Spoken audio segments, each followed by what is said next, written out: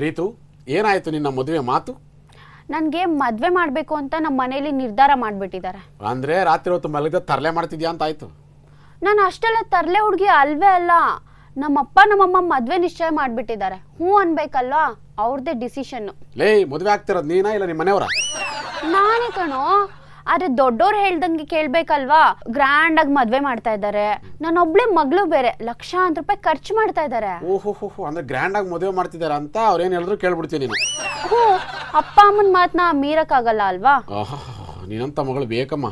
ಹಂಗತ್ ಯಾವ್ದೋ ಕತ್ತನ ಕರ್ಕೊಂಡ್ ಬಂದ್ಬಿಟ್ಟು ತಾಳಿ ಕಟ್ಟಿಸ್ತಾರೆ, ಆಗೇನ್ ಮಾಡ್ತಿ? ಕತ್ತೆ ಜೊತೆನೂ ಸಂಸಾರ ಮಾಡ್ಲೇಬೇಕು, ಬೇರೆ ದಾರಿ ಇರಲ್ಲ. ಲೇ, ಆಮೇಲೆ ಕತ್ತೆಗಳ ತರ ಮಕ್ಳು ಹುಡ್ತಾರೆ, ಅವುಗಳನ್ನೆಲ್ಲ ಸೇರಿಸ್ತೀಯಾ? ಅಂದ್ರೆ ಕತ್ತೆ ಸ್ಕೂಲ್ ಸೇರಿಸ್ತೀಯಾ ಅಂತ ಆಯ್ತಲ್ಲೇ. ಸುಮ್ನೆ ಇರೋ ರಘು, ನನಗೆ ಸಿಟ್ಟು ಬರ್ಸ್ಬೇಡ, ಜಾಡ್ಸ್ ಓದ್ಬಿಡ್ತೀನಿ ನಿನ್ಗೆ. ನೋಡ್ದ ಕತ್ತೆ ಕ್ಯಾರೆಕ್ಟರ್ ಬಂತಲ್ಲಿ ನಿನ್ನ ಹತ್ರ. ಇವಾಗ ನಿನ್ ಮನ್ಸಲ್ಲಿ ಏನಿದೆ ನೇರವಾಗಿ ಹೇಳು ರಘು. ಇಲ್ಲ, ಮದುವೆ ಅಂದ್ರೆ ಏನೇ? ಮದುವೆ ಅಂದ್ರೆ ಏನು ಅಂತ.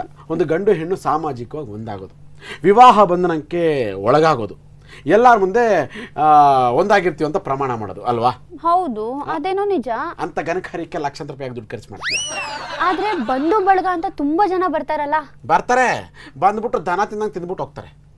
ಇರ್ಲಿ, ನನ್ ಮದ್ವೆಗೆ ತುಂಬಾ ಜನ ಬರ್ತಾರೆ. ಬರ್ತಾರೆ ಕಣಮೇ, ಬರ್ತಾರೆ. ಏನು ಸಹಾಯ ಆಗಲ್ಲ ನಿಂಗೆ. 1-2 ಕೋಟಿ ರೂಪಾಯಿ ಖರ್ಚಾಗುತ್ತೆ ಅಷ್ಟೇ. ನಮ್ಮ ಅಪ್ಪನೇ ಖರ್ಚು ಮಾಡಕ್ ರೆಡಿ ಇದಾರಲ್ಲ. ನಿಮ್ಮ ಅಪ್ಪನಿಗೆ ಬುದ್ಧಿ ಇಲ್ಲ, ಒಂಚೂರು ಹೇಳ ಅವನಿಗೆ. ಇಲ್ಲ ಅಲ್ಲ ಕಣೆ, ಅದು ಮದುವೆ ಖರ್ಚಾಗೋ ಕೋಟ್ಯಾಂತರ ರೂಪಾಯಿ ದುಡ್ಡನ್ನ ನಿನಗೆ ಬ್ಯಾಂಕಲ್ಲಿ ಒಂದು ಫಿಕ್ಸ್ಡ್ ಡೆಪಾಸಿಟ್ ಮಾಡಕ್ಕೆ ಹೇಳು. ಆಮೇಲೆ ಯಾವುದೋ ಸಿಂಪಲ್ ದೇವಸ್ಥಾನದಲ್ಲಿ ಮದುವೆ ಮಾಡಕ್ಕೆ ಹೇಳು. ಯಾವ ದೇವಸ್ಥಾನದಲ್ಲಿ? ಹನುಮಂತನ ದೇವಸ್ಥಾನದಲ್ಲಿ ಮಾಡಕ್ಕೆ ಹೇಳು.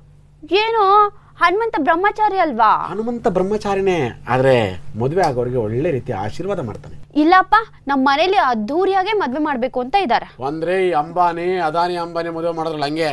ಹಾ, ಆ ಮದುಮಗಳು ಮದ್ವೆಗೆ ಹಾಕೊಂಡಿದ್ ಡ್ರೆಸ್ ನೋಡಿದ್ಯಾ? 1 ಕೋಟಿ ರೂಪಾಯಿ ಅಂತೆ, ಗೊತ್ತಾ?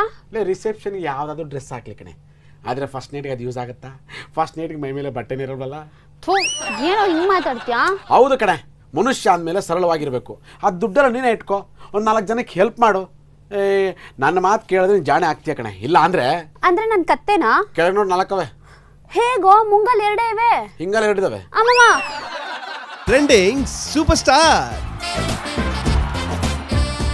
ಸುಂದರ್, ನಾನು ಹೆಂಗ್ ಕಾಣಿಸ್ತಿದ್ದೀನೋ? ನಿಜ ಹೇಳ ಸುಳ್ಳು ಹೇಳ? ನಿಜ ಹೇಳು. ಸಕ್ಕತ್ತ ಕಾಣಿಸ್ತಿದ್ಯಾ, ಸ್ಲಿಮ್ ಆಗಿ. ನಾನು ಇದಕ್ಕೋಸ್ಕರ ಎಷ್ಟು ಕಷ್ಟಪಟ್ಟೆ ಗೊತ್ತಾ? ಏನ್ ಕಷ್ಟಪಟ್ಟಿದ್ದೆ? ಅದು ಬದ್ನಾಕೆ ಸುಮ್ಮನೆ ಕೂತ್ಕೊಳ್ಳಲಿ. ಆ ಬಾಯಿಗೆ ಪ್ಲಾಸ್ಟರ್ ಹಾಕಿದ್ಯಾ, ಅದಕ್ಕೆ ತನಗೆ ತಾನಾಗೆ ಸ್ಲಿಮ್ ಆಗ್ಬಿಟ್ಟಿದ್ಯಾ. ಅವೆಲ್ಲ ಆಗಲ್ವೋ. ಮೊನ್ನೆ ದೀಪಾವಳಿ ಬಂದಿತ್ತಲ್ಲ, ನಮ್ಮ ಮನೇಲಿ ಎಷ್ಟೆಲ್ಲ ಸ್ವೀಟ್ಸ್ ಮಾಡಿದ್ರು ಗೊತ್ತಾ? ಒಬ್ಬಟ್ಟು, ಕಜಾಯ. ನಮ್ಮ ಅಪ್ಪಂಗೆ ಫ್ಯಾಕ್ಟ್ರಿಯಲ್ಲಿ ಸ್ವೀಟ್ಸ್ ಬಾಕ್ಸ್ ಎಲ್ಲ ಕೊಟ್ಟು ಕಳ್ಸಿದ್ರು ಗೊತ್ತಾ? ಅದಕ್ಕೆ ಎಲ್ಲ ತಿಂದ್ಬಿಟ್ಟ. ಅವೆಲ್ಲ ತಿಂದಿದ್ರೆ ದಪ್ಪ ಆಗ್ತಿರ್ಲಿಲ್ವಾ? ನಾನು ಆ ಸ್ವೀಟ್ ಬಾಕ್ಸ್ ಕಡೆಗೆ ಕಣ್ಣೆತ್ತು ನೋಡ್ಲಿಲ್ಲ. ಕಣ್ಣೆತ್ತು ನೋಡಿದ್ರೆ ಏನಾಗ್ತಿತ್ತು? ಕಣ್ಣಿಂದ ನೋಡಿದ್ರು ದಪ್ಪ ಆಗ್ತಾರಂತೆ. ಓಹೋ, ನೀನ್ ಹೇಳಿದ್ರೆ ನಿಜ ಆಗ್ಬಿಟ್ಟಿದ್ರೆ ಹುಡುಗಿರಿಗೆಲ್ಲ ಕಣ್ಣು ನೋಡ್ತಿಂದಾನೆ ಹೊಟ್ಟೆ ಬರ್ಸ್ಕೊಂಡ್ಬಿಡ್ತಿದ್ರು. ನಿನ್ನ ಸ್ವೀಟ್ಸ್ ತಿಂದ್ರೆ ಮೈ ಆಕಾರ ಕೆಡುತ್ತೆ ಅಂದೆ. ಸ್ಲಿಮ್ ಇರೋದೊಂದು ಜೀವನ, ಇರೋದೊಂದು ಬದುಕು. ಮಾನವನಾಗಿ ಹುಟ್ಟಿದ ಮೇಲೆ ಏನೇನ್ ತಿಂದೆ? ಸಾಯೋದೊಳಗೆ ಸ್ವೀಟ್ಸ್ ತಿನ್ನು ದಂಡಿ ದಂಡಿ. ಇದು ಮಾತ್ರ ಚೆನ್ನಾಗಿ ಹೇಳ್ತಾಳೆ.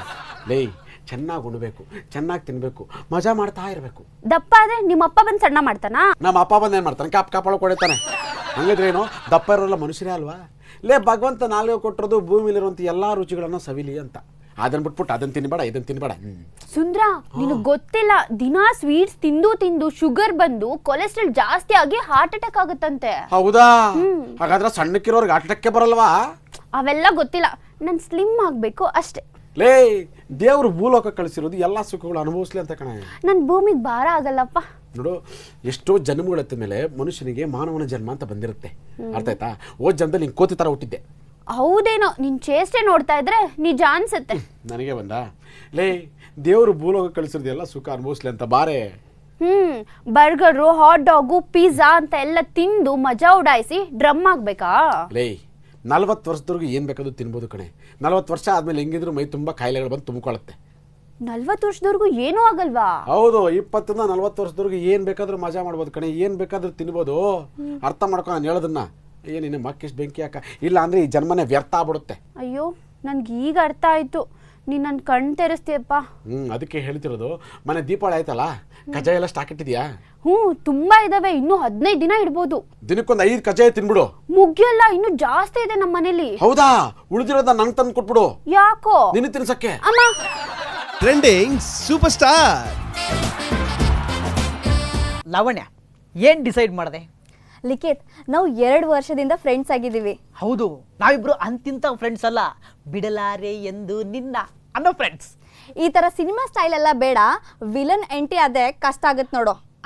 ಹೌದು, ಆದ್ರೆ ನಾವು ಒಬ್ರನ್ನೊಬ್ರು ಎಷ್ಟು ಚೆನ್ನಾಗಿ ಅರ್ಥ ಮಾಡ್ಕೊಂಡಿದೀವಿ. ಆದ್ರೆ ಒಂದು ಪುಟನೂ ಓದಿಲ್ಲ. ಓದ್ಬೇಕಾಗಿಲ್ಲ, ಕಂಟೆಂಟ್ ಗೊತ್ತಿದ್ರೆ ಸಾಕು. ನಾವು ಈ ತರ ಫ್ರೆಂಡ್ಸ್ ಆಗಿಯೇ ಮುಂದುವರಿಯೋಣ. ಏನಿದು ಲಾವಣ್ಯ, ಅಲ್ಲ ಪ್ರಮೋಷನ್ ಬೇಡವಾ? ಫ್ರೆಂಡ್ಶಿಪ್ ಅಲ್ಲಿ ಪ್ರಮೋಷನ್ ಎಲ್ಲ ಇರಲ್ಲ.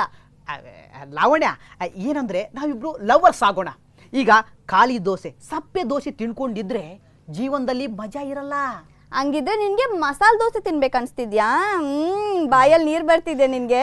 ಹೌದು, ಮತ್ತೆ ಮಸಾಲೆ ದೋಸೆ ಎಷ್ಟು ಸಕ್ಕತ್ತಾಗಿರುತ್ತೆ, ರುಚಿ ರುಚಿಯಾಗಿರುತ್ತೆ, ಗರಿ ಗರಿ ಆಗಿರುತ್ತೆ, ಲುಕ್ಕಲ್ಲೇ ನಮಗೆ ಕಿಕ್ ಕೊಡುತ್ತೆ. ಅದರ ಆನಂದನೇ ಆನಂದ. ನೋಡು ಲಿಖಿತ್, ಈ ಖಾಲಿ ದೋಸೆಯಲ್ಲಿರೋ ಆರೋಗ್ಯ ಈ ಮಸಾಲೆ ದೋಸೆಯಲ್ಲೆಲ್ಲ ಇರಲ್ಲ. ಅದರಲ್ಲಿ ಕೊಲೆಸ್ಟ್ರಾಲ್ ಜಾಸ್ತಿ ಆಗುತ್ತೆ, ಮತ್ತೆ ನಮಗೆ ಕೊಬ್ಬು ಜಾಸ್ತಿ ಆಗುತ್ತೆ, ಗೊತ್ತಾ? ಅಯ್ಯೋ, ಕೊಬ್ಬು ಜಾಸ್ತಿ ಆದ್ರೆ ಮಾತ್ರೆ ತಿಂದು ಕಂಟ್ರೋಲ್ ಮಾಡಿದ್ರೆ ಆಯ್ತು. ಮತ್ತೆ ತಿನ್ನೋದು ಯಾಕೆ, ಮಾತ್ರೆ ನುಂಗೋದು ಯಾಕೆ? ಹೊಟ್ಟೆ ಬಂದ್ರೆ ಗೋವಿಂದ. ಗೋವಿಂದ ನರ್ಸಿಂಗ್ ಹೋಮ್ ಅಲ್ಲಿ ಡಾಕ್ಟರ್ ನನಗೆ ಪರಿಚಯ ಇದ್ದಾರೆ, ಹೊಟ್ಟೆನ ಸಂಪೂರ್ಣ ಮಾಡ್ತಾರೆ. ನನ್ಗೆ ಅದೆಲ್ಲ ಇಷ್ಟ ಆಗಲ್ಲ. ನನ್ ಕೋಪ ತರಿಸ್ಬೇಡ. ನಾವು ಈ ತರ ಫ್ರೆಂಡ್ಸ್ ಆಗಿಯೇ ಮುಂದುವರಿಯೋಣ ಅಷ್ಟೇ. ನೀನು ಇತ್ತೀಚೆಗೆ ಯಾಕೋ ತುಂಬಾ ಹಿಂಜರಿತಾ ಇದೆಯಾ? ಭಯ ಯಾಕೆ ಬಾಮಿನಿ? ಬಾ ಮಿನಿ ಅಲ್ಲ, ಬರೀ ಮಿನಿ. ನಾನ್ ನಿನ್ನ ಮಿನಿ ಗೆಳತಿ. ನಿನಗೆ ಯಾಕೋ ಭಯ, ಹಿಂಜರಿಕೆ, ಅದಕ್ಕೆ ನೀನು ನನ್ನ ಹತ್ರ ಬರ್ತಾ ಇಲ್ಲ. ಭಯ ಇಲ್ಲ. ನಾವು ಫ್ರೆಂಡ್ಸ್ ಆಗಿದ್ರೆ ಎಲ್ಲಿ ಬೇಕಾದ್ರೂ ಓಡಾಡ್ಕೋಬಹುದು, ರಸ್ತೆಲಿ ನಿಂತ್ಕೊಂಡು ಮಾತಾಡ್ಬೋದು. ಯಾರು ನಮ್ಮನ್ನ ನೋಡಿ ಮಿಸ್ಟೇಕ್ ಮಾಡ್ಕೊಳ್ಳಲ್ಲ. ಲವ್ವರ್ಸ್ ಆದ್ರೆ ಏನಂತೆ? ನಾವು ಲವ್ವರ್ಸ್ ಆದ್ರೆ ಎಲ್ರೂ ಕಣ್ಣು ನಮ್ಮ ಮೇಲೆ ಬೀಳುತ್ತೆ. ಮತ್ತೆ ಸ್ಪೆಷಲಿ ನಿನ್ನ ಫ್ರೆಂಡ್ಸ್ ಎಲ್ಲ ಹೊಟ್ಟೆ ಉರ್ಕೋತಾರೆ. ಇವ್ರು ಯಾವಾಗ ಮದುವೆ ಆಗ್ತಾರೆ, ಮತ್ತೆ ಇವಳನ್ನ ಯೂಸ್ ಮಾಡ್ಕೋತಿದ್ದಾನ, ಇದೆಲ್ಲ ಶುರು ಆಗುತ್ತೆ. ಅಲ್ಲ, ಸಾಯೋವರೆಗೂ ನಾವು ಫ್ರೆಂಡ್ಸ್ ಆಗಿದ್ರೆ ಲವ್ವರ್ಸ್ ಆಗೋದು ಯಾವಾಗ? ನೋಡು ಲಿಖಿತ್, ನಾನು ನಿನ್ನ ಫ್ರೆಂಡ್ ಆಗಿಯೇ ಸ್ವೀಕರಿಸಿದ್ದೀನಿ, ಫ್ರೆಂಡ್ ಆಗಿಯೇ ಮುಂದುವರಿತೀನಿ. ಗೊತ್ತಾ ನಿನ್ಗೆ, ಕೃಷ್ಣ ಕುಚೇಲ ಇಬ್ರು ಫ್ರೆಂಡ್ಸ್ ಆಗಿದ್ರು. ಕೃಷ್ಣ ರಾಧೆ ಲವ್ವರ್ಸ್ ಆಗಿದ್ರು. ನೀನ್ ಹಿಂಗಂದ್ರೆ ನಾನೀಗ ಯಾರನ್ನ ಲವ್ ಮಾಡ್ಲಿ ನೀನು ಹೇಳು. ನೀನ್ ಯಾರನ್ನ ಬೇಕಾದ್ರೂ ಲವ್ ಮಾಡ್ಕೊ, ಪರ್ಮಿಷನ್ ಗ್ರಾಂಟೆಡ್. ಹಾಗಂದ್ರೆ ಹೇಗೆ ಲಾವಣ್ಯ? ನಿನ್ನ ಬಗ್ಗೆ ಪ್ರತಿನಿತ್ಯ ನಾನು ಕನಸು ಕಾಣ್ತೀನಿ. ಎಂತ ಕನಸು ಗೊತ್ತಾ? ನಾವಿಬ್ರು ಲವ್ವರ್ಸ್ ಆಗಿರ್ತೀವಿ, ನಾವು ಊರೆಲ್ಲ ಸುತ್ತಾಡ್ತಾ ಇರ್ತೀವಿ, ನಾನು ನಿನಗೆ ಜಾಮೂನ್ ತಿನ್ನಿಸ್ತಾ ಇರ್ತೀನಿ. ಕತ್ಲಲ್ಲಿ ಕರಡಿಗೆ ಜಾಮೂನು ತಿನ್ಸ್ಬಾರ್ದು ಅಂತ ಭಟ್ರೆ ಹೇಳಿದ್ದಾರೆ, ಗೊತ್ತಾ? ಡೇ ಟೈಮ್ ಅಲ್ಲಿ ಜಾಮೂನ್ ತಿನ್ನಿಸ್ಬೋದು ಅಂತ ಶಾಸ್ತ್ರಿಗಳು ಹೇಳಿದ್ದಾರೆ, ಗೊತ್ತಾ? ಲಿಖಿತ್, ನನ್ಗೆ ಇದೆಲ್ಲ ಇಷ್ಟ ಆಗಲ್ಲ. ಆದ್ರೆ ನನಗಿಷ್ಟ, ನಾನು ಲವ್ ಮಾಡಬೇಕು. ಈಗ ಏನ್ ಮಾಡಬೇಕು ಅದು ನೀನೇ ಹೇಳು. ಹಾಗಿದ್ರೆ ನಿನ್ಗೆ ಬೇರೆ ಪ್ರಮೋಷನ್ ಕೊಡ್ತೀನಿ. ಓಕೆ, ಆದ್ರೆ ಹುಡುಗಿ ನಿಂತರನೇ ಇರಬೇಕು, ನಿಂತರನೇ ನಗಬೇಕು, ನಿನ್ನ ಗುಣನೇ ಇರಬೇಕು.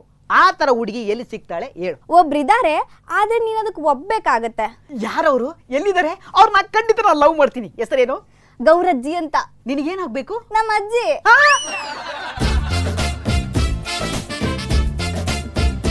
Trending super star.